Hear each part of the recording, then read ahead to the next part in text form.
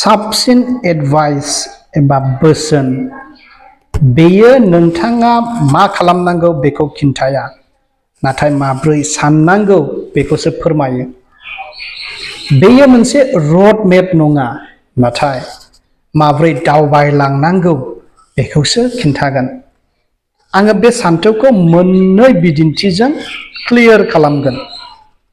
जोङो एजुकेसनखौ लानोसै, सोलोंथाइखौ। सोरबाया बुंगोन नोंथाङा नैबे इउनिभारसिटियाव एडमिशन लानांगौ मानोना बेनो साबसिन इउनिभारसिटि। नाथाय आं बुंगोन बे एडभाइस नङा।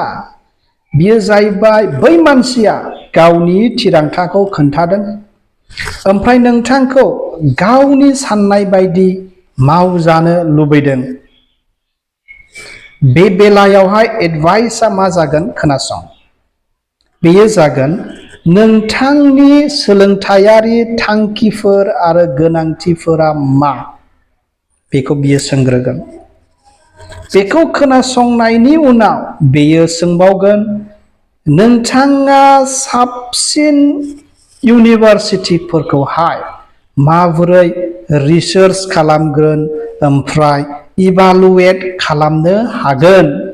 बे जाबाय एडभाइस। मोजाङै नाय, फार्स्टआव मा जादों, नोङो नै बिदि खालामनांगौ बुंदों। सेकेन्डआव मा जादों, नोंनाव सोंजोबदों नोंथाङा मा लुबैयो, ओमफ्राय बै लुबैनायफोरखौ माबोरैहाय एकामप्लिस खालामनो हायो एबा मोनफुंनो हायो। बे जाहैबाय एडभाइस। सेकेन्ड बिदिन्थि, रिलेशनशिप, सोमोन्दो। सोरबाया बुंगोन नोङो नोंनि गार्लफ्रेन्ड बा वाइफखौ गारनांगौ मानोना बै मानसिया मोजां नङा। बेबो एडभाइस नङा। बै मानसिया गासैबो बाथ्राफोरखौ मोनथिया, बियो गावनि थिरांथा लानायफोरखौसो खोन्थादों।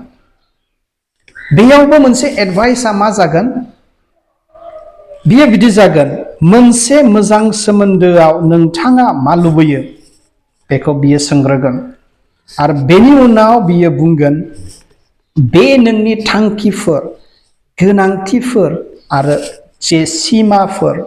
मोनसे रिलेशनशिपआव सिमाबो थायो, फैसा खरस खालामनायनि, फ्रिडामनि, बेरायनायनि। बे गासै बाथ्राफोरखौ नोंथाङा माबोरै गावनि पार्टनारजों शेयार खालामनो हागोन साबसिनै।